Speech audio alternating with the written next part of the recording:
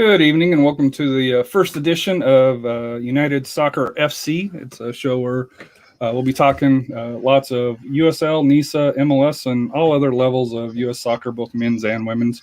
But it'll be primarily USL, NISA. Joining me tonight, we have David, who, in my opinion, is the all-everything of the Central Texas Lobos and the Central Texas Hornets up near Austin. And the reason why I'm inviting him on for the discussion about the Open Cup is because he has a great pulse of, for the amateur leagues, just how difficult the process is to be able to qualify, to go through the steps for that. So that way we can get a little bit through there. And then I also have Chris on the line here, but and I'll introduce him in a second here because his is a little bit more tongue-in-cheek here. But David, just to kind of get started out here, and if most of you guys will probably be listening on the podcast, but if you do, check out the YouTube channel. Central Texas recently, the Lobos came out with a new logo. If you want to kind of explain the thoughts behind the new and, in my opinion, improved logo from what you had before. Thanks. Yeah, I appreciate it.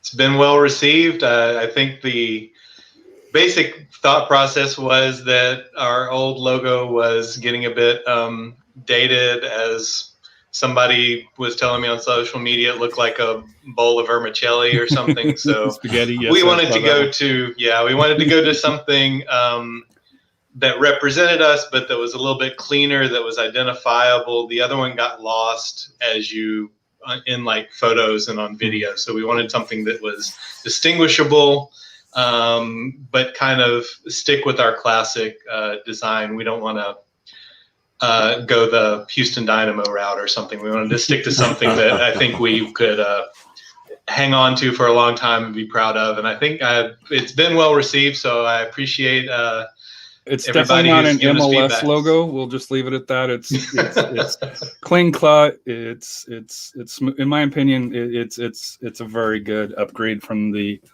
old one. But I'm not a logo critiquer of by any means here. On the other line here, on the other side is, in my honest opinion here, the best coverage for New Mexico United, Chris with Seek and Strike. Who also dabbles with the Fairweather Pod, covers the San Diego Loyal. And despite his tastes in some teams like the Dodgers and Raiders, me being a Broncos and a Rockies fan, welcome to the show, man. Like I said here, you and I have gone back and forth on social media on all sports and between New Mexico and the blatant handball that allowed them to advance. Alleged. But thank you for coming on. And reason why I wanted to have you on is because, in my opinion, you wrote a really good article on, who could possibly be selected with the new format on here. So I wanted to give you some, some time if you wanted to kind of go over it. And then obviously with David, we can kind of, pick and choose and see, hey, number one, was this the right decision by U.S. Soccer? Number two, what did they do right? What did they do wrong? And then number three, the contingency plan. How many of us really expect us to have that first round, since they've already built in a contingency plan and MLS is already saying fans may not be in attendance again this year. So, they're expecting, I guess, another $1 billion loss, but nobody sees the record books here. So we'll kind of get started here. To give credit to Brian Strauss of SI.com. He was the first one to release it, saying the U.S. soccer plans for an abbreviated 2021 Open Cup. In 2020, it was 106 teams. This year, it's going to be 24. So that's a huge drop. How they came up with that number, it's going to be 4 open division teams out of the 36 eligible through there. They'll have, I'm not sure how they're going to pick those. Division 3 is going to have 4, 2 from NISA and 2 from USL League One, which, they have 9 and 8 clubs. So I think 2 respectively from those, it's hard to argue. I think they got that one right. 8 from USL Championship and 8 from MLS. However, just like in always, MLS doesn't come in until after all the lower division teams play, so they come in round 2. So, Chris, you wrote your article about the format that you think as far as for selecting the clubs here. Right. If you want to kind of go over that, just to kind of explain your thinking behind the selections for that here. Yeah, it sounds good. So, and yeah, thanks for having me on the show. So I would say that when I saw Brian Strauss's article, as he was laying it all out, I realized that this is tentative. We didn't know how much soon after the actual article or the actual post from U.S. Soccer would drop, but obviously the next day, right? So we know that everything was still the same. Nothing changed overnight from them. So knowing 24 teams, man, it's not a lot, but they did kind of give us some some idea of criteria when they were saying, possibly based on 2020 league results as well as, blind draws and then the combination thereof. So my thought process was, well, let's look and see, who had 2020 league results, right? Mm-hmm. And so if you consider like the basis for the selections, the open division, these are the FC teams, the teams that are in these other smaller leagues, right? In the different places. I mean, I think about teams like Chula Vista FC that had really good success, in this tournament, in years past. And so it's like, okay, well, they get picked more from the open play, this tournament that we see in Open Cup. It's got several rounds and they select a winner, but they didn't have like that's just a competition that they play. So that hadn't even occurred, for them to just be kind of handed a spot, in this tournament. Well, they did, checking out U.S. Soccer, they put it the local qualifiers, if I understand, were the ones based on the 2020 Open Cup that did not take place. So correct. You got local qualifiers like Cristo FC, the team from New York, another team from PA that I don't know how to pronounce their team name, so I'm not even going to try. Virginia United, David's favorite that he wants, Louisiana Crew, Miami United, Nashville United, NXT Ronaldo's up in Dallas-Fort Worth area. Cal FC, you mentioned Chula Vista FC, Harpo's, although the Harpo's FC, good club from Colorado, Olympic Club. And then in the NPSL, you have ASC San Diego, Atlantic City FC, Cleveland SC, Denton Diablos, FC Arizona, FC Davis, FC Motown, Fort Worth Vaqueros, Minneapolis City SC, who's had a couple of bad luck with Open Cup about being eliminated or being not eliminated, but what happened? They lost their spot. I think they changed leagues or something, and they weren't through there. Naples United, Tulsa Athletic.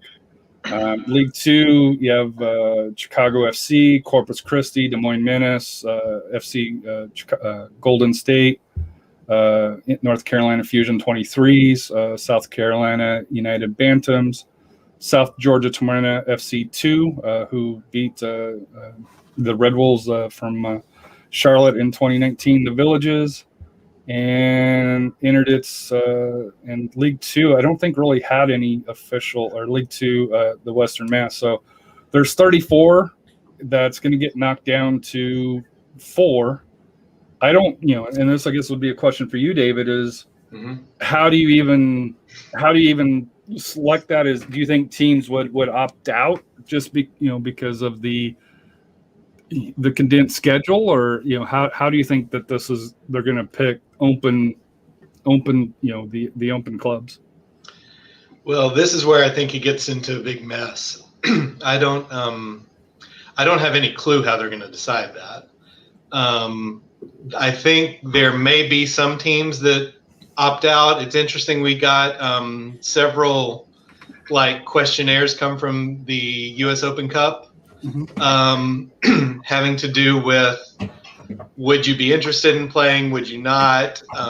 They were deciding whether or not to do a qualification round for 2021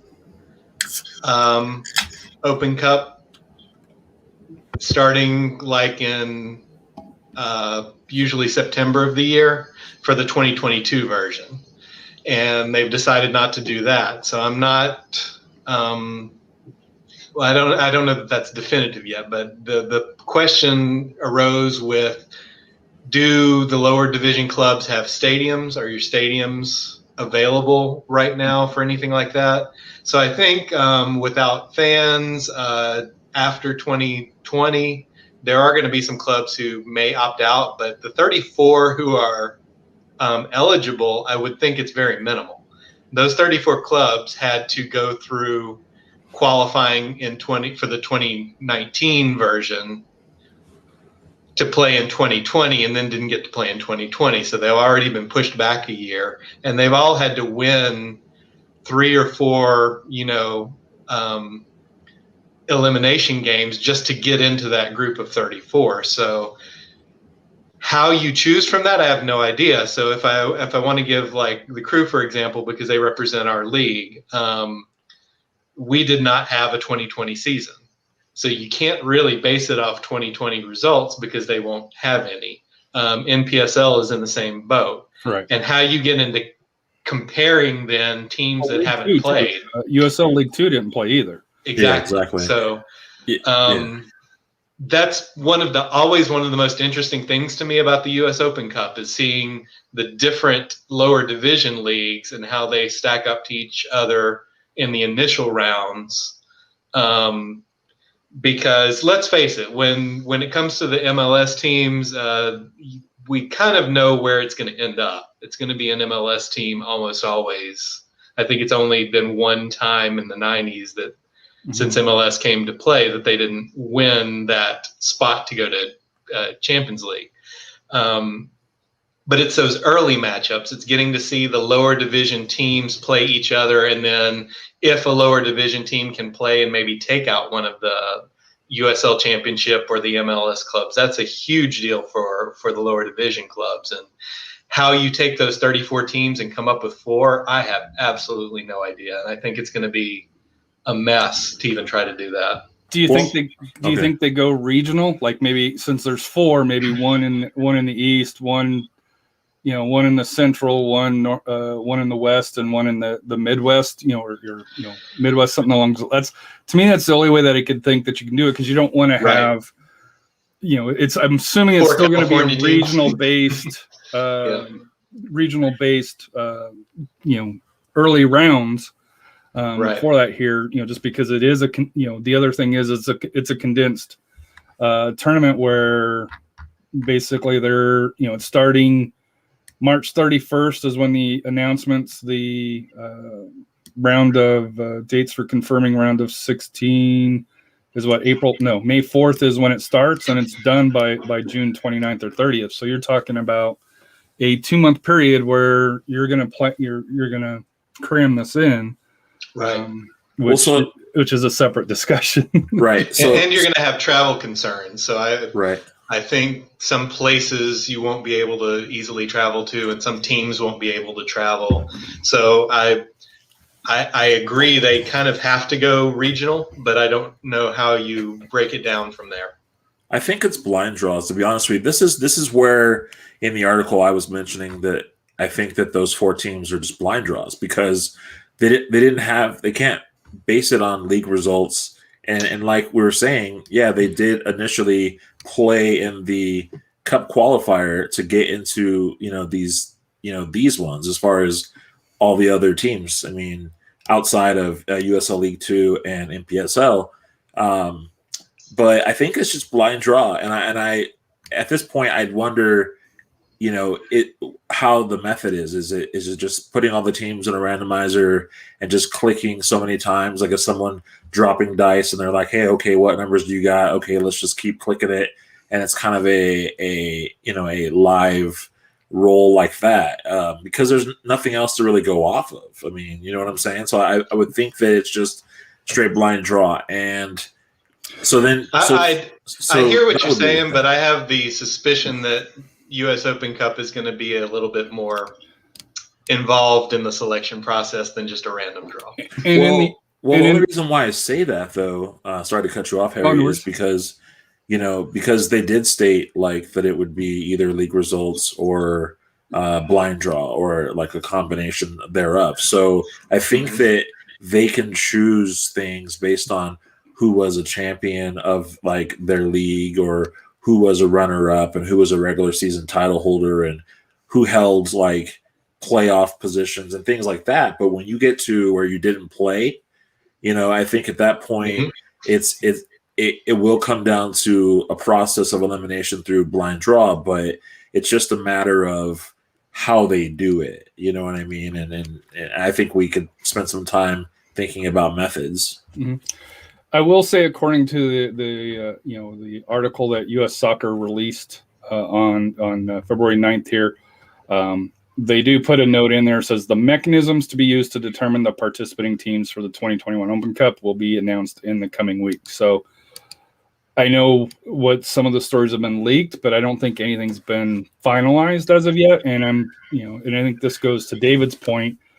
I'm sure there's some discussions not only going on in the leagues, because each league's going to have to come up with it, for, I think NISA's pretty, in my opinion, pretty open, pretty cut and dry. Detroit City is going to be one of them.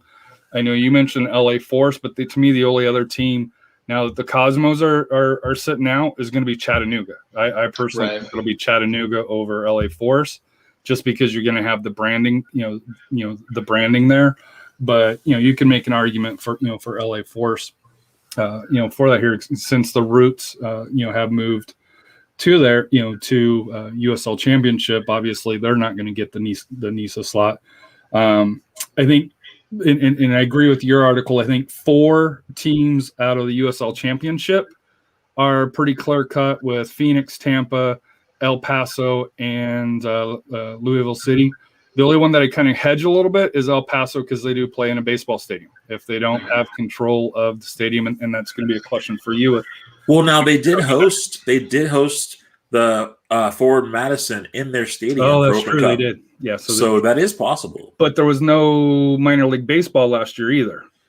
Right. So I'm assuming they're gonna they would be one of the 4 teams, and then the other 4 teams, of course, I think it'll be up for discussion.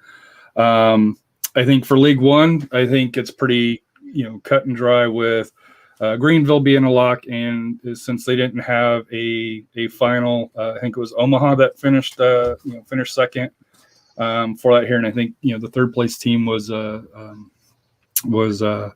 North Texas, if memory serves, which is ineligible since they're a 2 team for that here, and then MLS.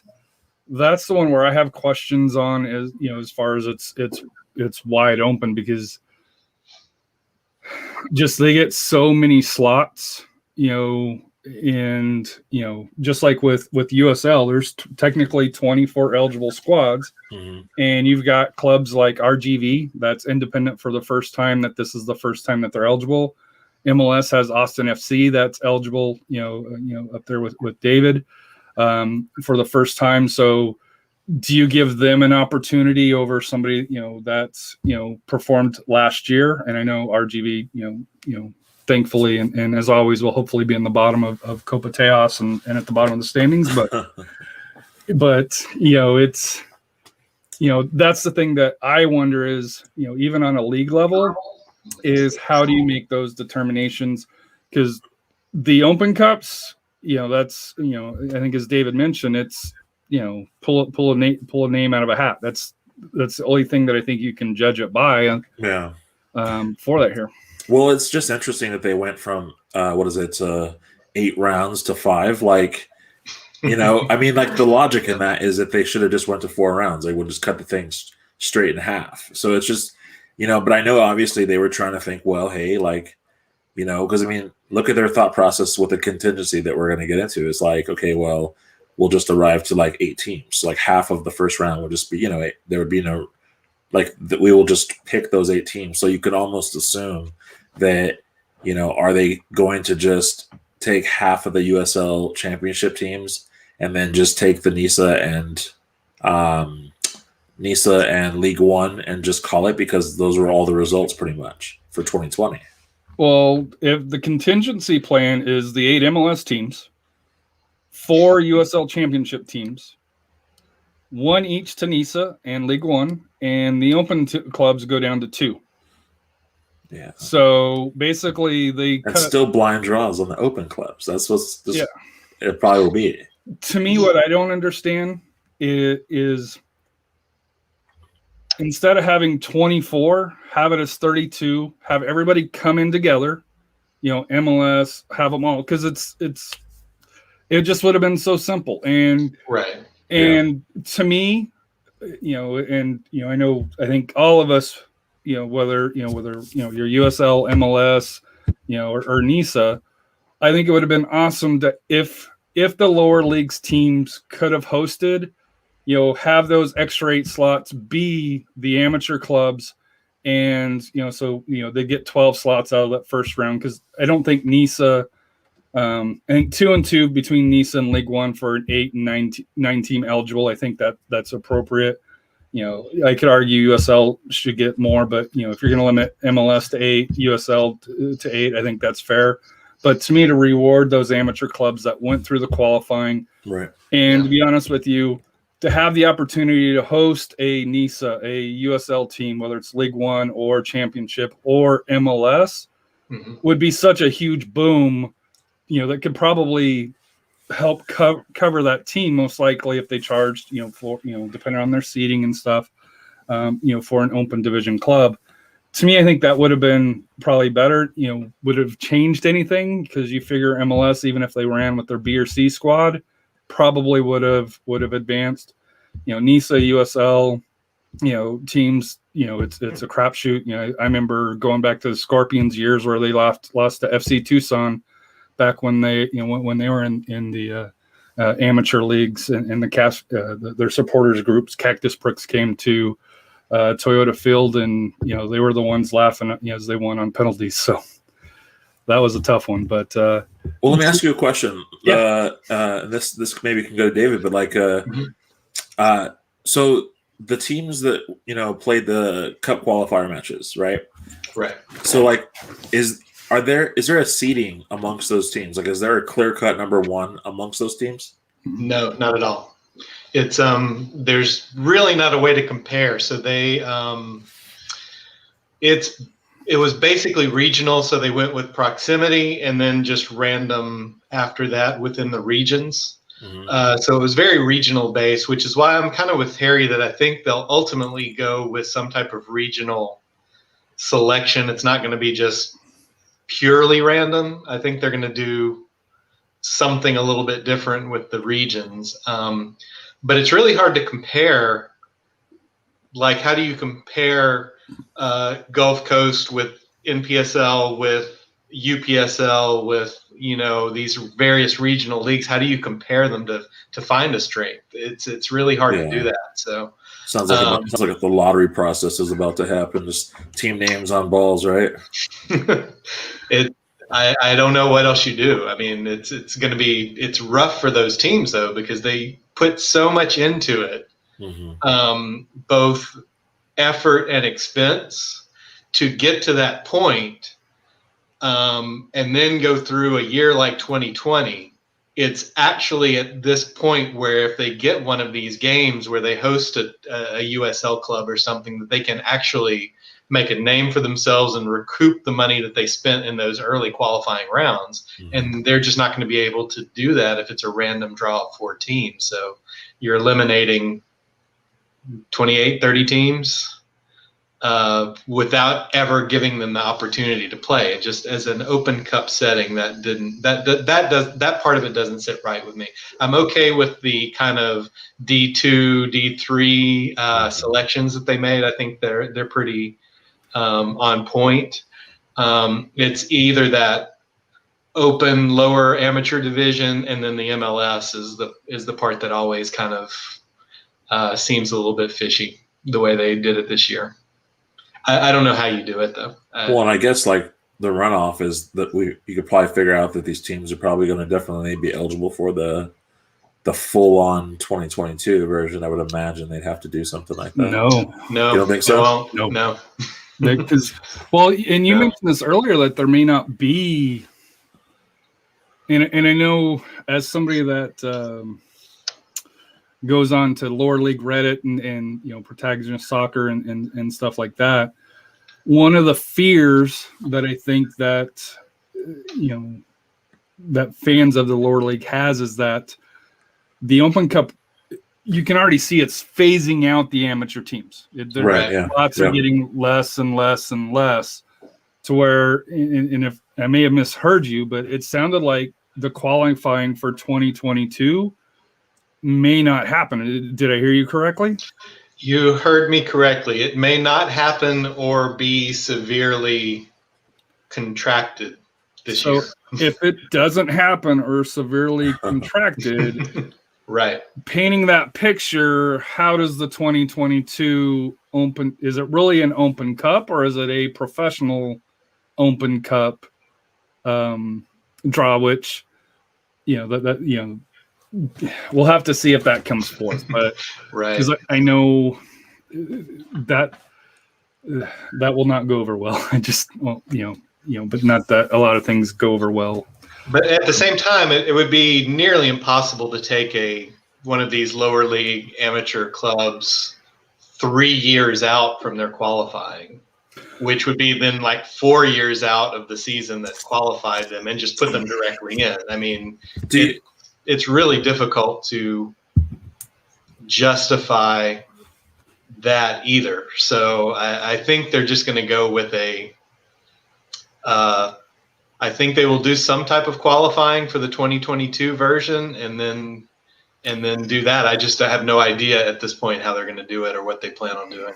Do you think that we might be looking at a US-based championship or Champions League sort of thing where it's like we'll just take the teams that win their leagues and then also like maybe the next team, if you will, and creating this Open Cup atmosphere where it's basically just the Champions League, like it's a replica of it, and that way it's clear cut. It's like, okay, they don't have to worry about all these several rounds. They can just plot the teams. Because I'll be honest with you, like when the Open Cup didn't happen for 2020, me and one of my riders, Josh Kaskinen, we sat and we thought, okay, what if they just create the Champions League version of the Open Cup, and then basically just take all the cup winners of all the American leagues, all the divisions, and just plot them in there together, and then there you go, boom, there's your Open Cup now.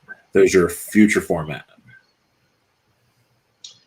The problem is where do you, because there's so many leagues now, and it's getting more and more regionalized, which is a positive thing. Like the Rojo League up in Dallas.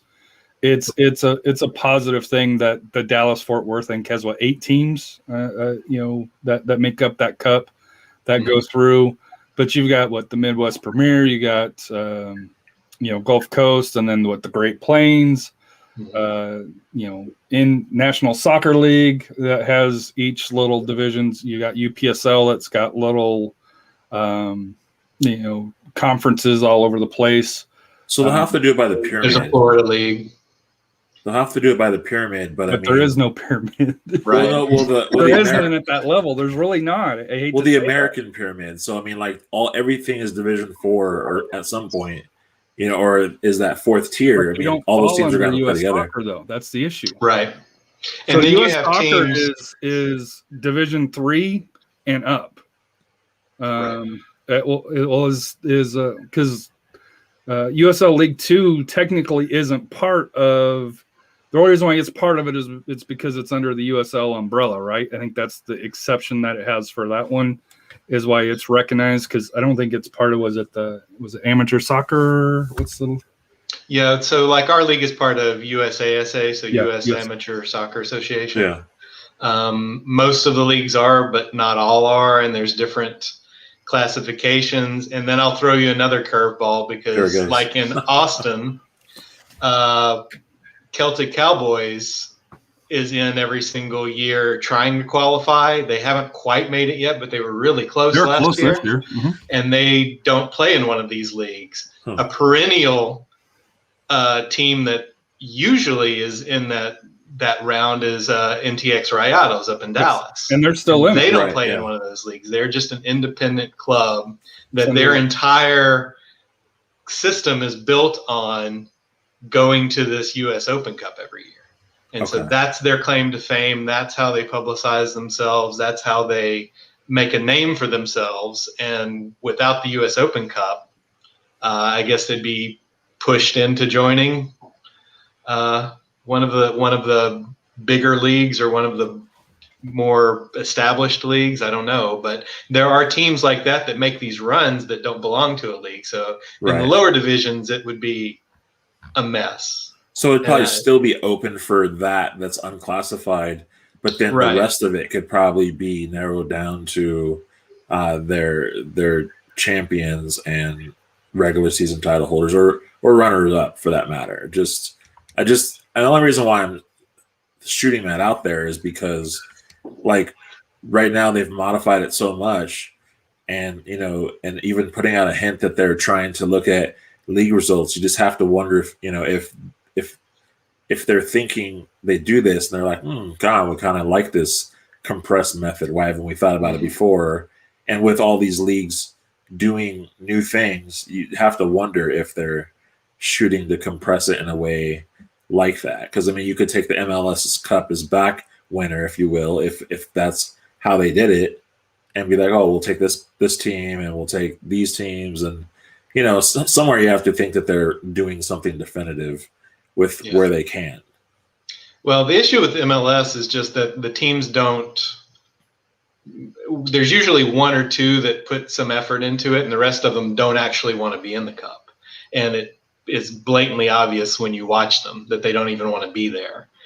They send not even their B team, but their C team sometimes. They just are looking to get eliminated as quickly as possible so they don't have to put any time and effort into it. They lose money on it. I think this year will be different though on that though, because it's only 8 teams. Right. So I think this year and that's why I think that's why I don't think it's going to be the top MLS teams, like the teams Correct. that you think that are going to finish well. I think that's where like Houston Dynamo, I think Austin FC has a shot. I actually am kind of expecting that because I think that would be one of the teams that would go ecstatic and ballistic to have that opportunity for a U.S. Open Cup run, and have support, be it television, if they're allowing fans in the stadium, ticket sales, things like that. And I think that's going to be a consideration for their selection of the MLS clubs over their standings last year. So do I expect... That'd be interesting, actually. Mm-hmm.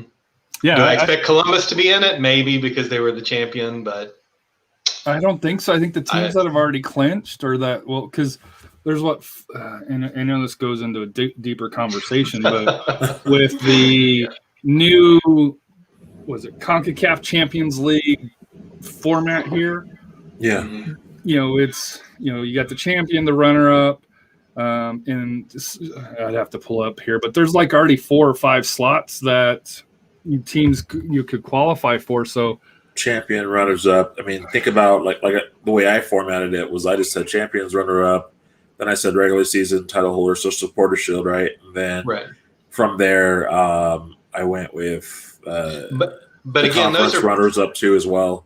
Those are precisely the teams though that don't put forth effort traditionally because they're already qualified, and so the U.S. Open Cup itself doesn't give them anything. Yeah, that's why. So I think that's why you see a team like Houston that can be absolute garbage the entire season and then go make a run at the U.S. Open Cup.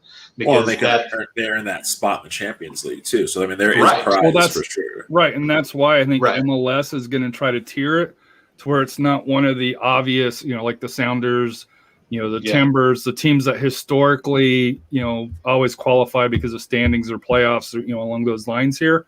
I think for MLS, unlike I think for USL Championship, I think they're going to try to put their best clubs in. Mm-hmm. Just for the fact that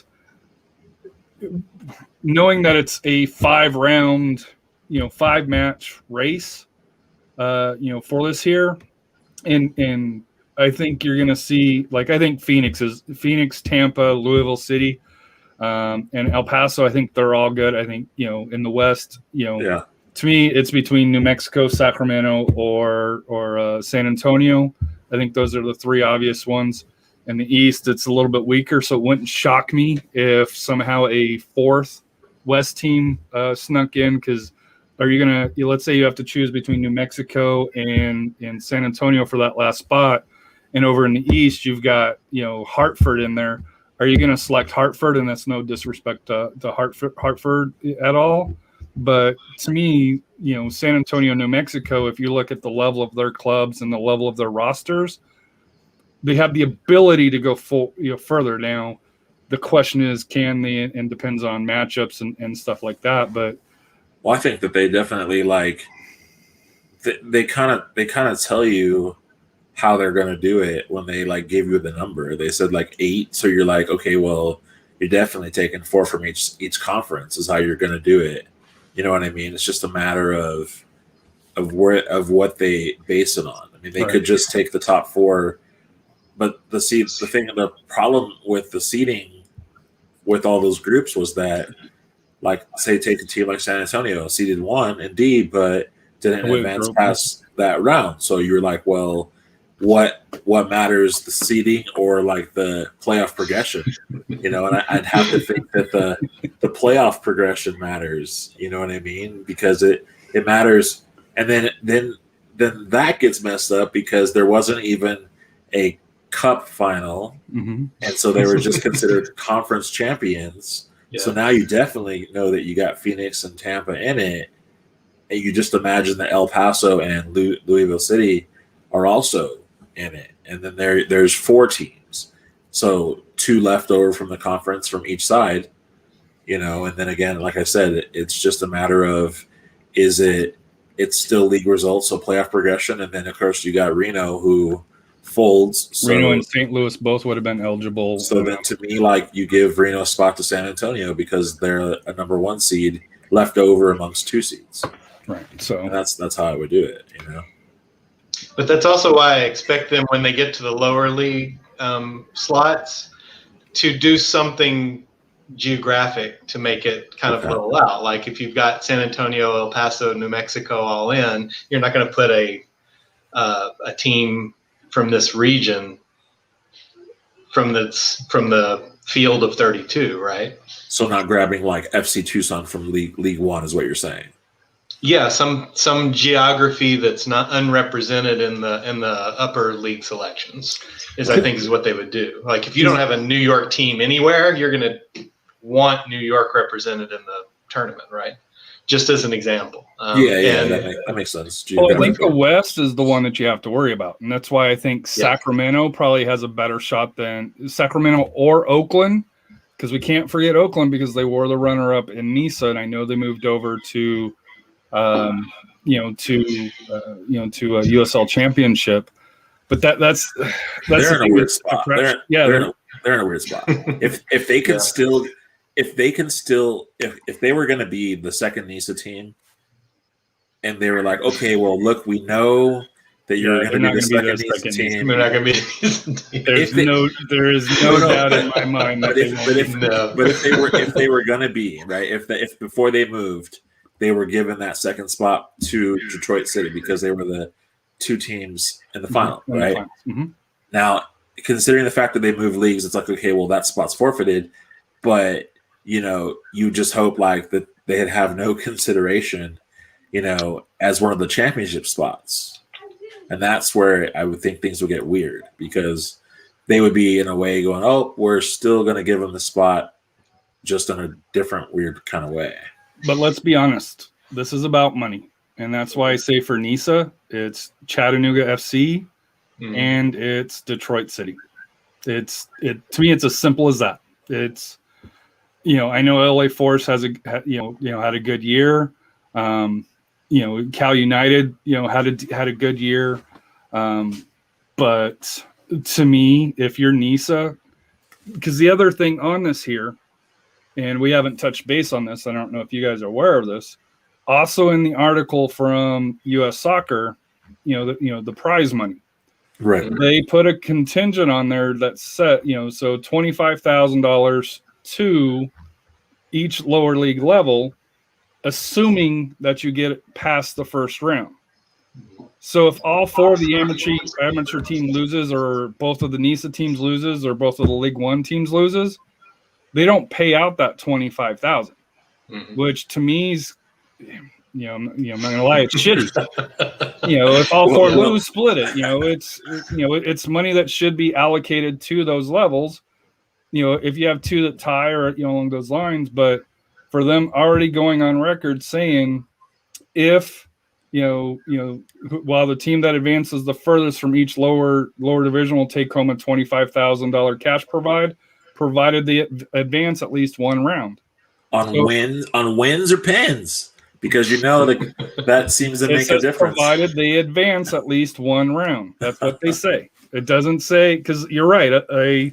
It doesn't say they win. It doesn't say they tie and it goes to penalties and you lose on penalties, which is technically a draw. Yeah. It says they have to advance.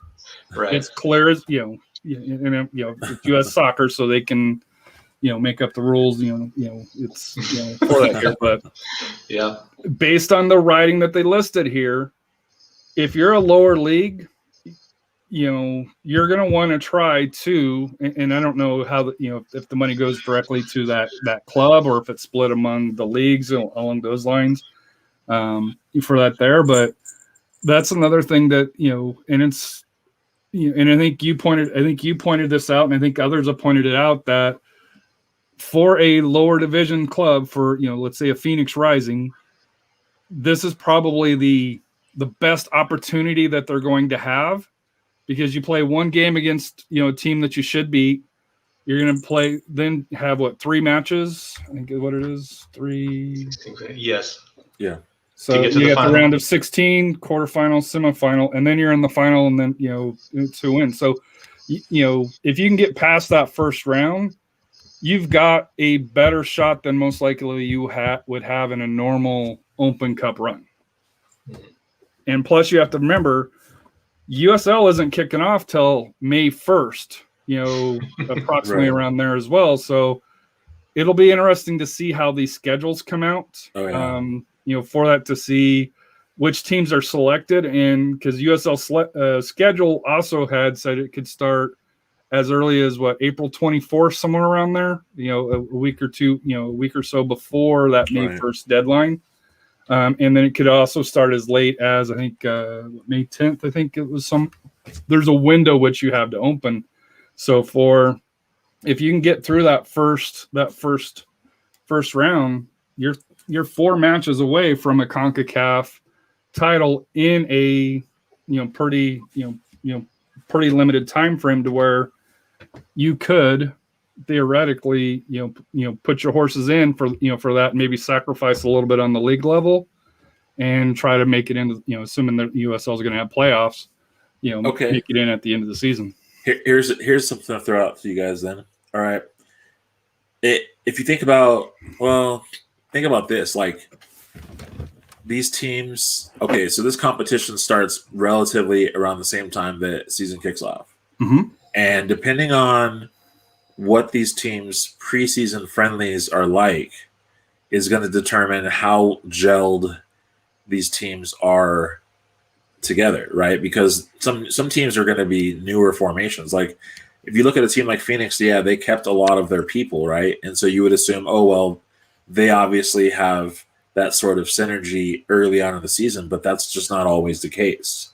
You know what I mean? They still have to run a form, and with Open Cup starting right at the same time as their season is, and like I said, if their friendlies don't, help them to accelerate, then they're going to have other elements kind of against them to really advance in these tournaments, and that's the thing that is going to be interesting. So, look at last year's USL season. 16 matches. Most teams didn't find their legs until like almost halfway through the season, So, I don't. And one or two that never found them, but that's a different story.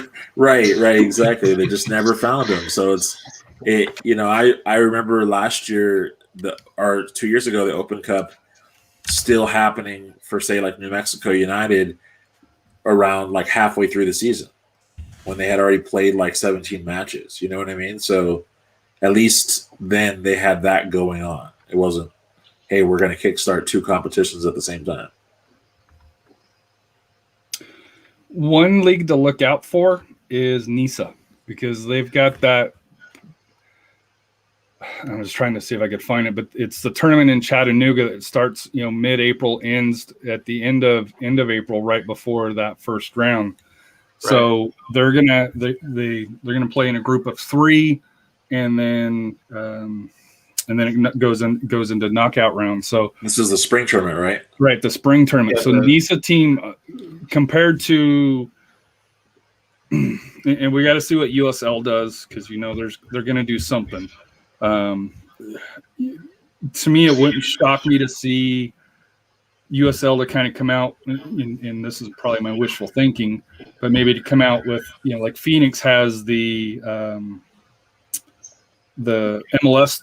MLS preseason tournament down there between Tucson and Phoenix and all the fields that they have down there. But will they have it with this thing looming around the corner? Well, I don't think it's scheduled for this year, but I'm thinking if you're a USL, and especially for the clubs that are going to be going to the Open Cup for that here, you're going to, and even for MLS, because MLS has they have a whole bunch of they got the CONCACAF Champions League that, I think their bracket came out today. Yeah.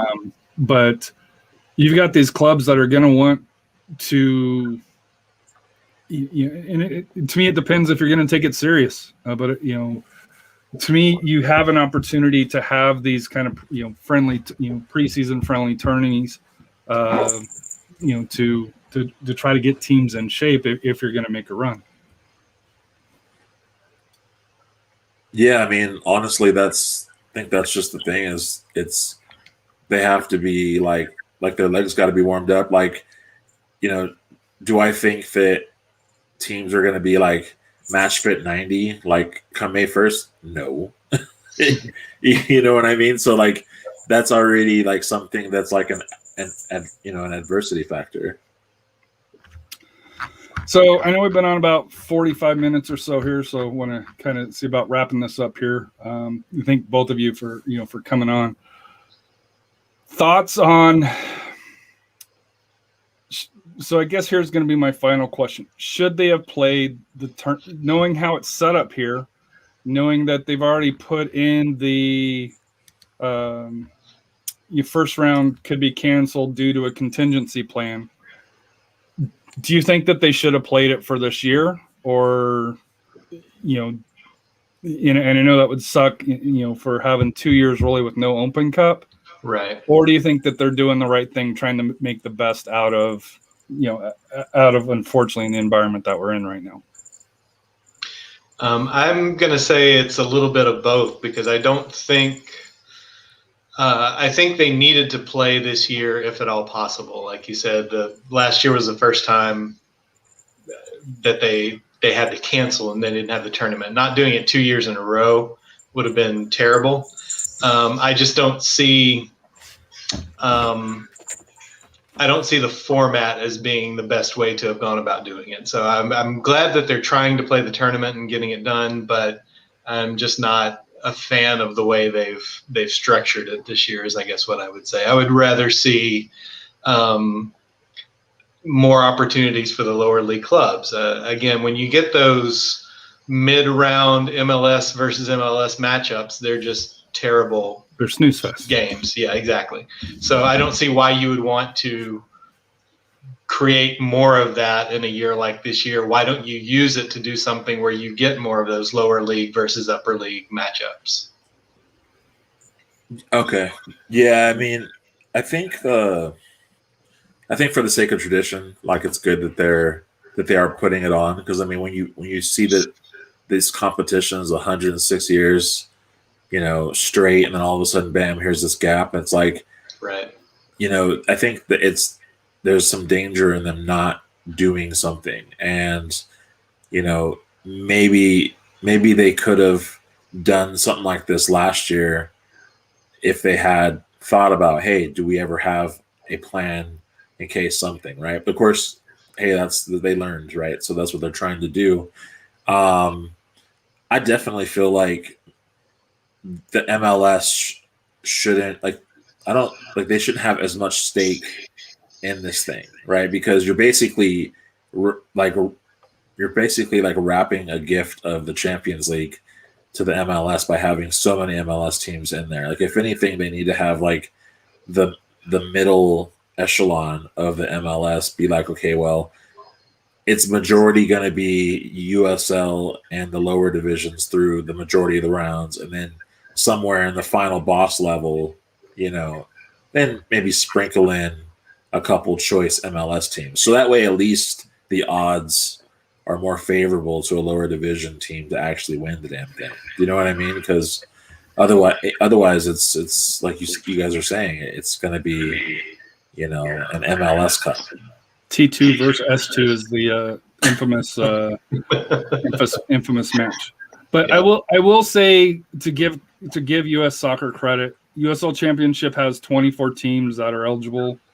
MLS has 24 teams that are eligible. So as far as divvying up the spots to 8 and 8, and NISA and League One being 9 and 8 teams, of them having 2 teams here, I think if you're gonna do it, I think they got that allocation right. And I know we discussed this earlier. Yeah. The open division teams there, where, to me, and like I said here, I think MLS should be coming in when USL Championship comes in. If you want to have, let's say, one round where it's open, where it's the open division teams and Division 3 teams, where it's one team through there, and then Championship and MLS comes in together, and I think that's probably a fair way to do it. As opposed, hey, that's a good idea. That's a good idea. 4 and 4 at the same time in the second round, right? As opposed to open division teams, where I think open division teams and Division 3 knock each other's out, and then they get to go to USL Championship Division 2. They thin it out, and then there's a second round of Division 2 to even thin it out even more, right, before you get to the MLS side on a normal bracket. Where, to me, I understand, hey, MLS, they've got a lot, more matches, but I think they have maybe 2-3 more matches than what USL Championship has. So it's not more there. And you look at most of the teams aren't in CONCACAF Champions League or don't go very far, for that here, just, because Mexico knocks them out. So to me, it's a real easy mix. It's what the FA does, where they have, was it League 1 and 2 and the Open Cup teams, once they get through all the qualifiers, they play around maybe 2 over there, just because there's so many more teams. And then Championship and Premier League come in together. And that way you have the top two divisions come in, and they have random draws, as we know. But to me, if you wanted to keep it more regional, I think that would be a better way than having SAFC go to Austin and play the Bold to knock them out, or they knock us out, to face either Dallas or Austin. Why, or not Austin, or now Austin, but either Dallas, Austin, or Houston. Right. Why not have everybody come in together, where you could have RGV versus Dallas, or RGV versus Houston, San Antonio, Austin, or Austin Bold, Austin, FC. You could have those, you could build those rivalries, and it's more natural, and it would enhance the tournament. But and just to go back with that, even it's like, why not even have it per the round? So I mean, they obviously, in doing it this way, they've given MLS their own sort of like tier. To not have USL Championship and MLS come in at the same time definitely represents why the pyramid is the way that it is, why they're separate. But, because to me, it's like, okay, then why not have the MLS teams, very few at this point, drop in the 5th round, have the championship teams drop in the 4th round, and then, you know, figure out the, you know, it's kind of like the pyramid, but like just have the 5 rounds. So it's like essentially like you don't have an MLS team traveling through second, third, fourth, fifth rounds. They just kind of come in somewhere. The championship comes in somewhere. You know, it's less play for them, but if you're revering the leagues as being like, hey, these are the divisional teams, you know, this is like a dream state, right? But essentially, like I would think that you can give championship as much like leeway to do that as you're giving MLS. You know, it's just maybe one more match that they have to play. To me, like I said, if it's going to be an Open Cup, for me personally, it's all professional teams enter at one time, and then it's a draw. You know, you can have your regional pot, but you know, there's no reason why we have, you know. And I'll go to David's team. If David had the ability to host San Antonio FC, you know, the Bull, to, you know, who's his favorite team, or Austin FC, that would make his financing, or, you know, that would help him so much more than, and I hate to say it, than San Antonio hosting, you know, a first round game, and you know, half the season ticket members show up just because, you know, hey, it's Laredo, or you know it's right. it's your friendly ticket. It's a lower division, and you expect to walk through. Now, I'll never forget, you know, when Houston Dynamo came to Hero Stadium and played the Scorpions, and they beat them, and that was a packed house. So if MLS comes, then it's a big draw, and that's why I think no matter the level, you know, but conversely, in a U.S. Open Cup game, if you play San Antonio or to go to FC Dallas on a Wednesday night, you're going to have 500 people there. Yeah. So well, I that's mean, a whole separate discussion where I think, as opposed to 1,000 on a normal night. But anyway, the point is, if the USL champion goes to a lower division team, that's a huge draw. Or if an MLS club goes to a USL champion team, that's a huge draw. But right. The reverse isn't true, especially for USL. No, the reverse isn't true. That's why I say, and I think it's what Germany, I think, is the one that does it, to where at least early on the lower division always hosts. I'm all for that, as long as you have the facilities. If you have the facilities to be able to do it, or you have a supporters group that'll travel. Or if the home team, if the larger team, let's say the lower team doesn't have the facilities, the home team hosts, but they give them a part of the gate, 50% of the gate, or whatever along those lines. Mm-hmm. That way, you know, it may be more beneficial for Central Texas to play at McCalla if they get a part of the gate, you know, for that here, just thinking outside the box there. Right. But, you know, my final thought, you know, is as far as here, before I forget it here, to me, for the Open Cup, especially for the early rounds, if you brought the professional sizes, and this would go for, you know, for David, especially since it's on ESPN Plus now, is instead of having it on a Wednesday, you designate a weekend, you know, May 4th weekend, or whatever weekend it is, and it's, you know, a Friday, Saturday, Sunday type thing, where you have matches that start in the East in the morning and then go all the way, you know, late in the evening, you know, out on the West Coast, and you could have a day of Open Cup. And I think you would just see the excitement. I think you would see more fans that would attend it if it was the opening weekend of the Open Cup. I know the FA, I think theirs is on the weekend, at least initially, for the early rounds, and then it moves more through there here. But I would love to see the leagues work together, and of course they don't do that because we have no federation. Right. That helps out. That would designate, say, hey, this weekend here, block it out. It's going to be Open Cup for the initial rounds, and I think that would help the attendance and bring excitement. And for ESPN Plus, you know, you could, you know, depending on how the matchups are, you could have some on ESPNU or 2, or, you know, along those lines. Yeah. But final thoughts, guys. Like I said here, appreciate you hopping on the first episode here. It was a lot of fun, and like I said here, my goal is to kind of, you know, I also do the SA Soccer Roundtable, which is more San Antonio focused.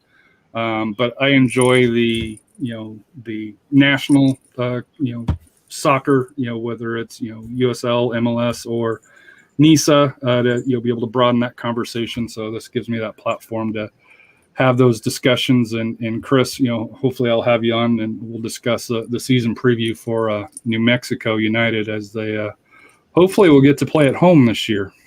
Yeah, that looks like the possibility. It just looks like limited capacity draws. So yeah.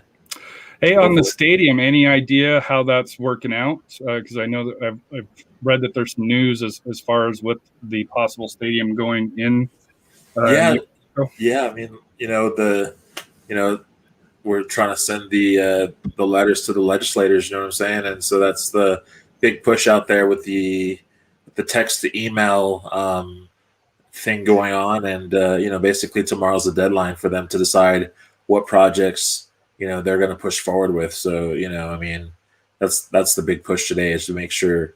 And I think what the club has done is, rather than I think how it started, which was like, hey, write your legislator, is that folks want to do that, but folks are like, man, I got to write a letter. What do I say?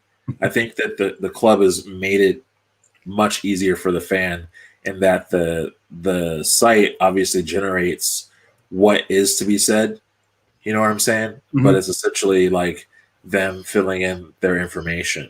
And so, it takes a form letter that gets sent, but it takes 2 minutes. You know what I'm saying? But it's just ultimately going to be a louder voice to the legislators. So hopefully that they'll go for it, and and then all else will kind of be figured out. But it's a good situation. So, do you know if it's going to be like a multi-purpose development, like USL's, one of their top management's now in charge of real estate, I think is his new title. I saw that today. He went from like chief financial officer to chief real estate officer, which the NISA guys were all like, why do you need a real estate guy? That's funny. Yeah, it's definitely a multi-purpose stadium. I mean, it's art and sport. So, they're really trying to do more with it. Think in your mind, you could see concerts there. Maybe you never know. You might be able to see other sports there outside of the realm of football. I think we have a junior hockey team. Could you imagine if the junior hockey team here, NAHL team, is like, oh, we want to do an outdoor rink? I mean, that's that could probably be some outlandish possibility later on. Or there's just so many things they'll be able to do. Plus, restaurants could be in there. Galleries. They're really big on art. Obviously, local artists are doing a lot of merch and a lot of things. We have, glass blowers that are local artists that do stuff for the shop. So, I mean, there's a lot of possibilities in there. And of course, they'd have a little bit more control over things, concessions, everything you can consider versus, being at a baseball stadium and having to pay so much into them and not having much control over what they want to be able to do. And I don't know if this has been discussed yet, but to me, if New Mexico United's able to get that stadium, I know USL is talking about a women's league, but to have that, but I think New Mexico would be a perfect spot for an NWSL team, assuming that the women draw as well as the men do. I would have no doubt that they would. I don't think they'll do it like that, though. I mean, we know what they're saying. They're saying that they want every USL club will essentially just adopt a women's team. So, right now we have the HPP program, right? The high performance program. And so there are boys and girls that are probably ID'd as top performers that are in this program that are scholarship free, or they're on scholarship, getting this extra training besides what they do at their high schools. And then now the academy is launching this year. And so, they've been announcing players that are in the academy, which are a lot of these probably standout people in their performance program.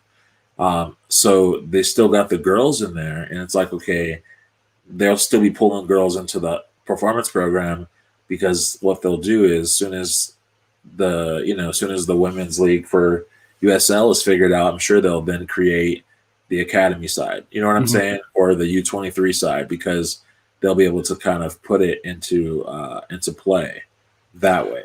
But the reason why I say, and David may be able to, put his 2 cents on this here. To me, New Mexico having an NWSL team, because let's be honest, they're not getting the MLS team just because of the market size. But having, NWSL is going to Sacramento, they went to Louisville City. To me, where if you could get in early, and I think that's the key, and that's where, I hate to say it, San Antonio screwed up, many years ago, where they had the MLS bid, it was supposed to come, and then the mayor backed out of the deal. I think for New Mexico, where really I don't think MLS has ever really been discussed seriously, unlike here in San Antonio until the Austin clause came into effect. That the best chance, especially to have that first division club, would be NWSL, and from my understanding, New Mexico has a pretty rich history of soccer players and stuff that I think gets a little bit underrated. I know Michael Reed, who played with San Antonio, came from there as well. So yeah, there's DC United players that are from here as well, and things like that. So yeah, but your thoughts, David, on anything New Mexico, or with Central Texas, or with the Lobos there? I know you were laying some turf the last couple of weeks as far as at least fields. I don't know if it's a stadium or what, but it's a field. It's fields. Yeah, at least there's now dirt and grass on it. But I think I'm right with you. I think I would love to see NWSL in New Mexico. I think that would be great. I think you're right on the MLS side. I think they would go Phoenix before New Mexico, it's going Vegas or Vegas, exactly, and they would probably consider that in lieu of New Mexico. I don't think they would ever go for both. No. So I'm kind of with you that I think that the NWSL would be the way to go, and I think it would be great. I would love to go see an NWSL game in New Mexico. I think that would be awesome. And it would probably be at that new stadium. Well, it would have to be. It would have to be there. But do want to thank David and Chris for joining us, and like I said here, thank you for tuning in on the podcast, or if you did catch it on the YouTube. Do appreciate that, and hope everybody has a wonderful evening. Thank you, sir. Hey, thanks.